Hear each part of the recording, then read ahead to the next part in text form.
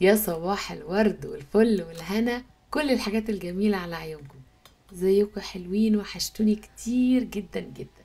النهاردة السبت، اجازة عندنا، وقمت بقى كده مزاجي رايق ومستمتعة وفرحانة ان النهاردة اجازة، فقلت اخدكم معايا في النهار بتاعي النهاردة. اول حاجة طبعا بحب اصحى عليها انه يكون في ريحة حلوة في البيت.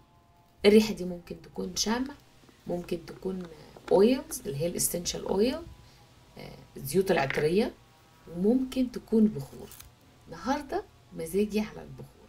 البخور لما باجي اعمله ما بحطوش، يعني بلف بيه لفة كده خفيفة في البيت وبحطه قريب من شباك، بحيث ان الهواء يعني ما يبقاش الريحة جامدة قوي في البيت، وفي نفس الوقت يعني مع الهواء لما يكون فريش بيختلطوا مع بعض بيعملوا ريحة حلوة قوي.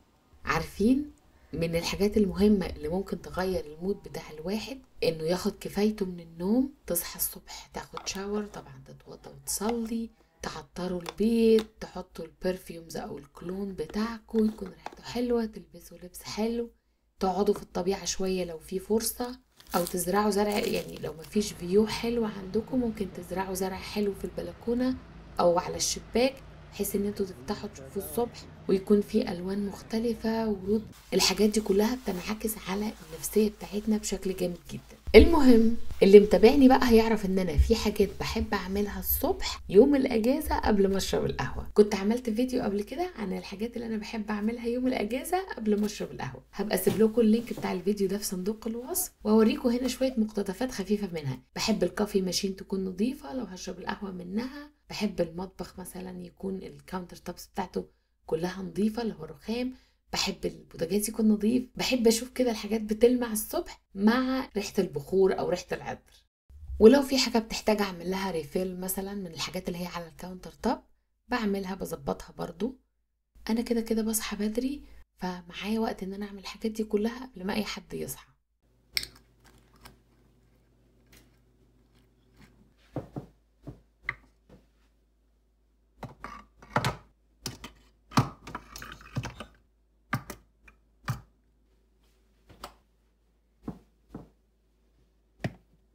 دلوقتي بقى هعمل شوية قهوة كده، اشرب لي كوباية. وبعدين كان في دماغي من ضمن الحاجات اللي انا عايزه اعملها النهارده الصبح، عندي 2 ضرفتين من ظرف المطبخ، كنت عايزه اظبطهم واغير ترتيب الحاجات. كنت حاطه الصواني بتاعه البايركس في تحت الحوض من ناحيه اليمين. المهم ما كانش المكان ده ما كانش مناسب، كنت حطاها مع حاجات تانية، فيعني ما كانش ليها مكان مخصص لوحدها، وكانت الدنيا زحمه. فقلت بالمره مادام معايا وقت وانا بشرب القهوه كده اخلص من الضرفتين دول. وبالمناسبة القهوة دي خليط بين نوعين، 2 من صحباتي جابوهم لي، واحدة صاحبتي عراقية إلاف، وواحدة صاحبتي مصرية إيناس. بقول لهم شكرا على القهوة الجميلة اللي طعمها رائع دي. كان بودي أعزمكم على فنجان القهوة التحفة ده تستمتعوا معايا. بس يلا معلش، خيرها في غيرها إن شاء الله. وأنا بشرب القهوة بقى هخلص بسرعة بسرعة المطبخ ده. زي ما انتوا شايفين هنضفه كويس، وبعدين جبت المشمع ده بيلزق. بعد كده هرص الحاجات. الحمد لله الحاجات دي ما بتاخدش وقت لما الواحد بيعملها حاجة حاجة. يعني انا ما بقلبش الدنيا كلها مرة واحدة، نادرا جدا لما بقلب كل حاجة مع بعض مرة واحدة. بس كل يوم يومين ايدي في حاجة عشان تفضل كل حاجة نظيفة وما تاخدش مني وقت ومجهود وتعب.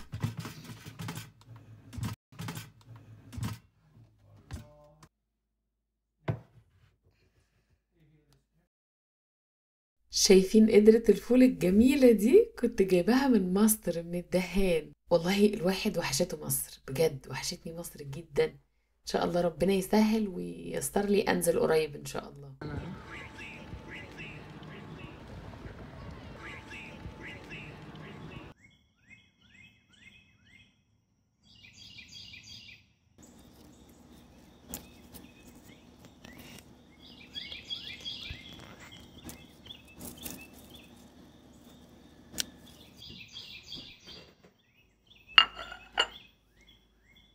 بحاول انا احط لكم على قد ما اقدر في الفيديوهات بتاعتي شوية مناظر طبيعية وحاجات يعني تحسن ان شاء الله من المود بتاعكم يعني. دلوقتي بقى هنعمل الفطار. قطعت شوية بيزل وهبدأ اجهز الفطار. هنفطر شوية مربى تين، شوية جبنة، وهعمل بيض ومخلل.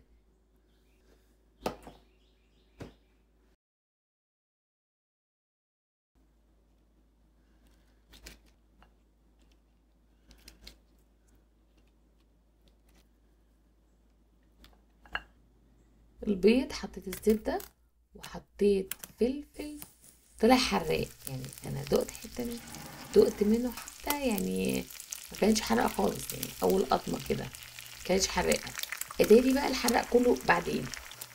قطعت منه شويه وهديه تشويحه خفيفه في الزبده الاول، بعد كده احط البيض، فلفل اسود وشويه بابريكا، شويه ملح، وهحط البيزل اللي احنا قطعناه سوا،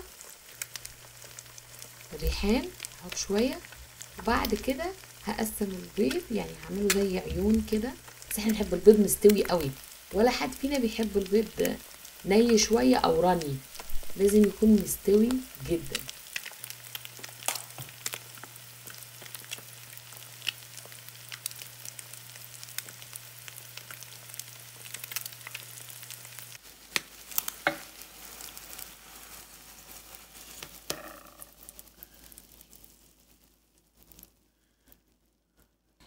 هنا بقى سخنت العيش وحطيته، واطلع المحل الباكستاني ولا الافغاني اللي عندنا اسمه كشمير، عندهم مخلل مانجا بس تحفه. لو بس يقللوا كميه الزيت اللي بيحطوها في المخلل يبقى روعه. الجو النهارده جميل جدا جدا، تحفه. فقلت نفطر تحت النهارده في الباك يارد، تغيير من الجو كان حر، فقلت استغل الفرصه بقى ما دام الجو حلو وجميل ننزل نفطر في الباك يارد.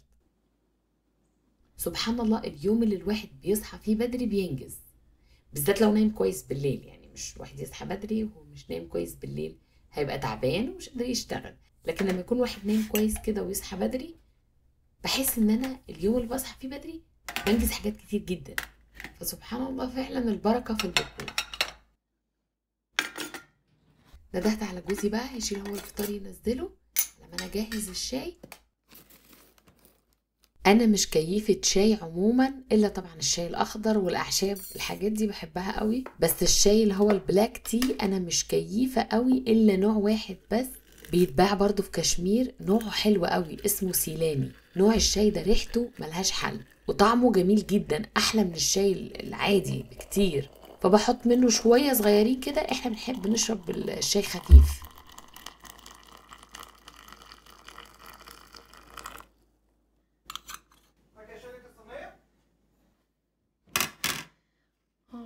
بقول لك يبقى كتر خيرك.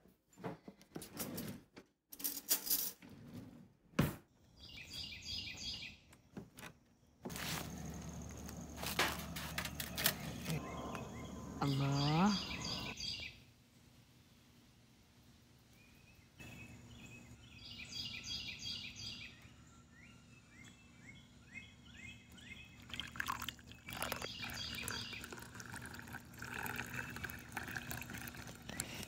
خد كل واحد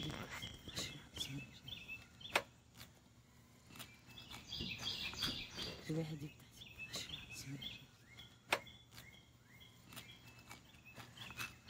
اطلع جوه الجنة تاني. انا مش بتحب دي بقى مع البيت يعني. خلينا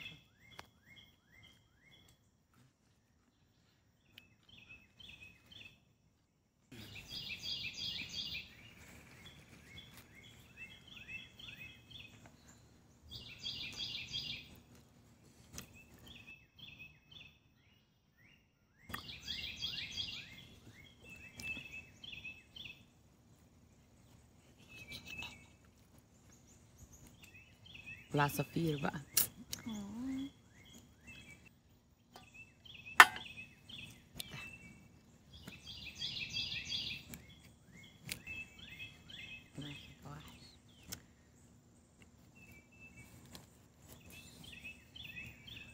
ساندوتش.